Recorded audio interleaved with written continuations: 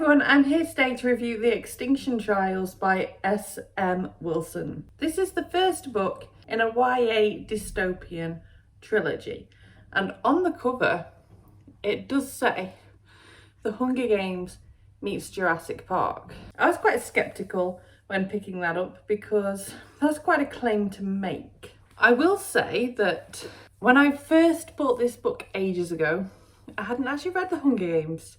I read The Hunger Games earlier this year, and so that helped me know for sure just how accurate that claim is. So, as I said, this is a YA dystopian, and it reads as such. It's really easy and quick to read. The pacing is insane. But I did have some troubles with it. So you have one essential main character called Storm, and she doesn't really, for how hard life is there, she doesn't really have any major problems. She meets a guy called Lincoln when she's trying out for the Extinction Trials, and he has reason to be involved in everything that is going on. She also has a friend called Ezra. I can't remember enough about anymore to sort of give any accurate thoughts on, but he came across as quite bitter and twisted to me. And you have a few other characters as well. But the chapters mainly switch between Storm's perspective and Lincoln's perspective, which is great. I love a bit of perspective swapping, but it's literally every page. And I mean, chapter 1, Lincoln, you get that, and then you're on chapter 2, Storm Chaser. Although a bit more generous with Storm Chaser, you get a few pages at a time. That's a rarity. The book's just trying to show me up. Stop showing me up. And then at only 59 pages in, you're already on a new part. And it makes it all very disjointed and difficult to get into because of that. Because no sooner have you got used to someone's perspective than you're jumping to a different perspective. And you just ever can't get fully grounded. You do eventually, which is why I'm not going on some major rant with this. But yeah, it did impact my initial getting into the story. That said, it didn't impact my rating overall, so it can't have bothered me that much by the end. It was just the initial getting into the story. And before I talk about more with the story, we have a gorgeous map that you can check out there. And what this shows you is a place called Peloria. And this is where the dinosaurs live. Now, the people in this book mainly live on another continent, and they're really struggling for housing, for living space in general, for food, for general existence. It's nasty and it's squalid. So each year people enter the Extinction Trials, which is where a select group of children, young adults, get to go to Peloria and trying to see what they can bring back, whether it be evidence to help them learn more about Peloria, whether it be food.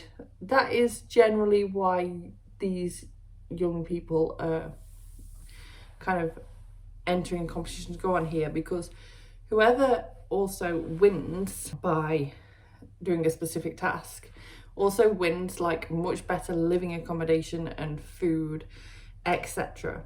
for their family. So it's quite a desired place to go. So I will just go like that for you again so you can see. And it does give you an idea before even reading of what sort of creatures you might bump into, like Megalodon and T-Rex.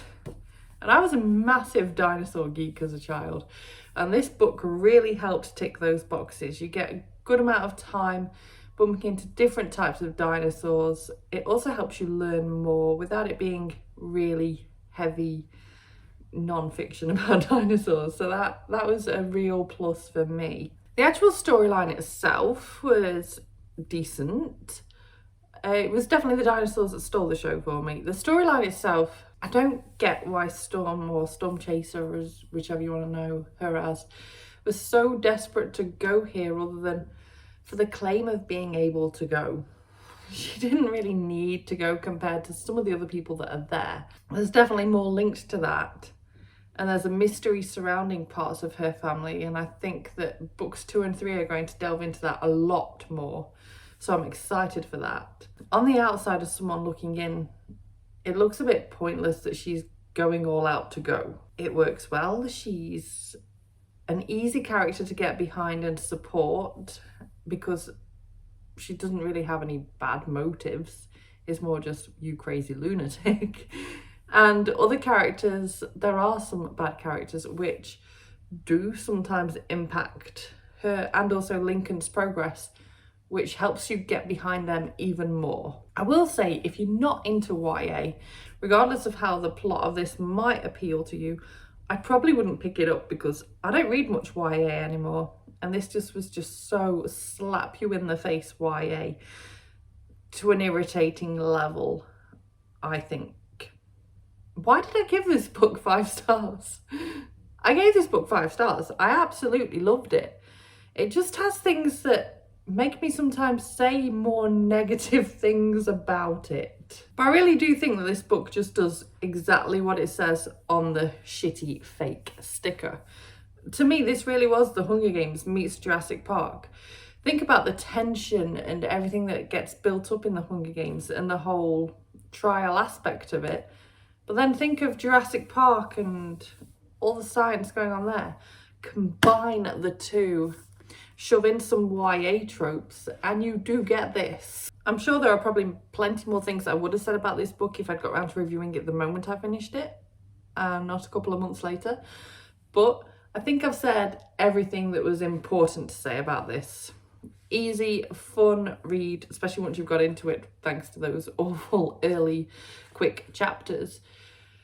Fast pacing, not much to hate in terms of the actual storyline or plot ideas. It's quite a unique idea, I feel, quite tempting to pick up for that idea alone.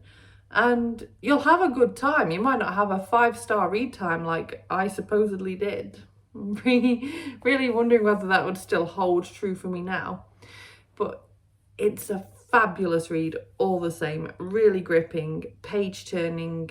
And if you can pick it up for a cheap price, then definitely worth giving a go regardless, I think. And I think I'm going to end that review there.